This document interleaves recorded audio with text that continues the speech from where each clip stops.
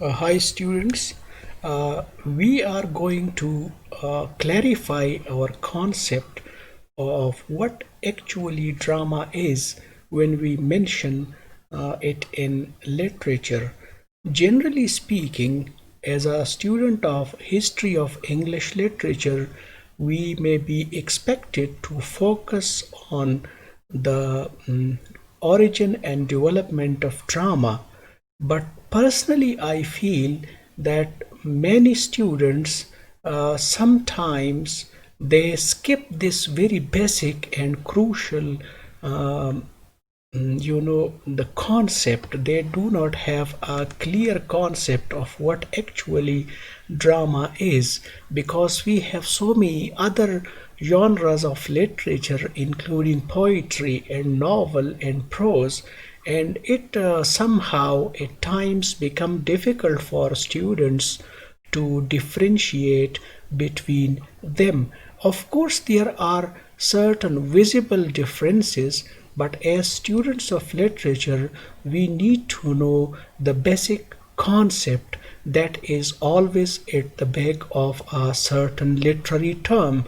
So let's try to make our concept clear of about what drama is.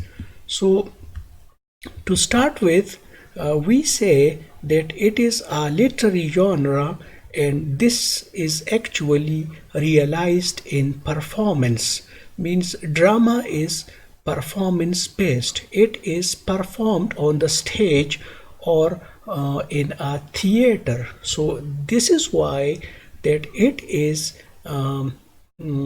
grouped, you can say, or it is identified as a staged art. And Alfred Hitchcock had said that drama is life with the dull bits cut out.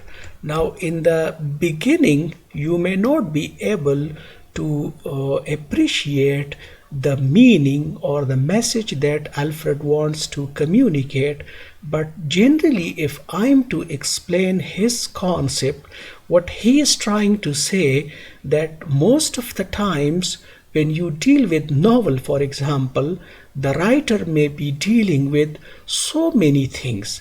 There may be so many important events, but at the same time the author of a novel will be dealing in details that may not be very crucial to the plot, you can say. So in that sense, when someone is writing a drama, he will be taking utmost care to remove and to ensure that nothing dull is included in the plot, because it is performance based and it should be vital and it should be lively, so that the audience or the persons who are hearing do not get bored. So in that sense, we can say that a play is written to be seen and to be heard. Means you have these two important aspects of a play. It is to be seen, and normally when you go to a theater, when you visit there, you see the actors performing a play on the stage, and then also you hear it. In the beginning, as we will be talking about that, when we had no concept of speech or hearing in drama, and it was only a visual show. But now we have this theatrical concept of allowing the participants, or you can say the audience, to see and to hear the performance. And when you refer to theater, it is actually derived from a Greek word, and that means to watch. The important feature of drama is communication. It induces a personal communication and an immediate experience between the actor and the audience. This makes drama a concrete art, and the message is immediate and direct. Now, again, if you do not have knowledge about novel, you may not really be able to appreciate this feature of communication, and not only communication but a direct one.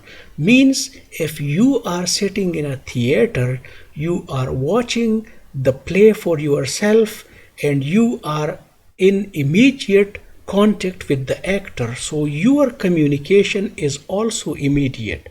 And then the effect is also direct. If you are listening to the actor, if he or she is performing, and if you are watching and hearing, so there is no third person involved in that communication.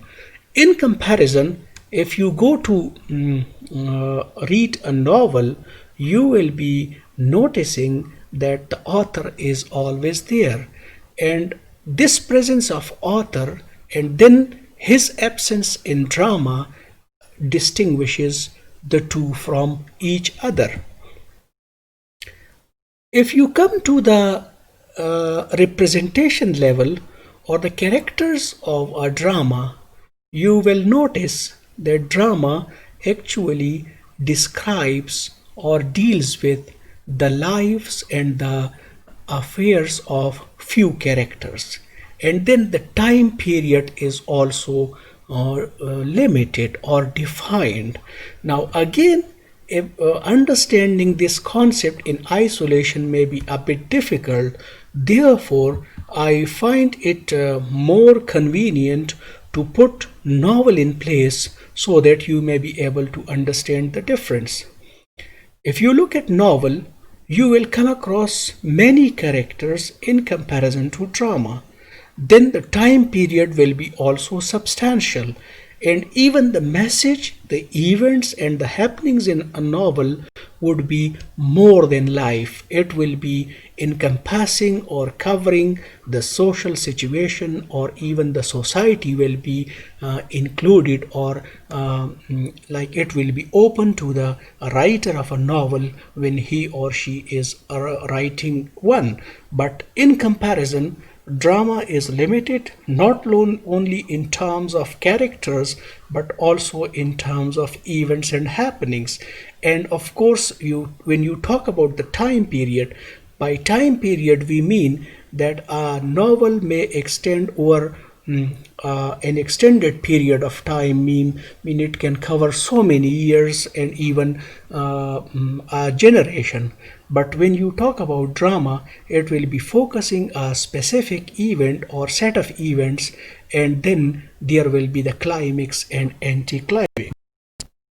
Again, if you keep drama and novel in the background, and if you approach or analyze poetry, there is also a difference in the sense that poetry, unlike drama and novel, is more concerned with the feelings and emotions of individuals. Mean most of the times you will see the poet will be trying to write about his feelings and emotions, or maybe the feelings and emotions of some imaginary or real character in his poetry. So drama is limited to few characters, novel has many characters, the time period is substantial in novel while it is limited in drama, and poetry is mostly individual.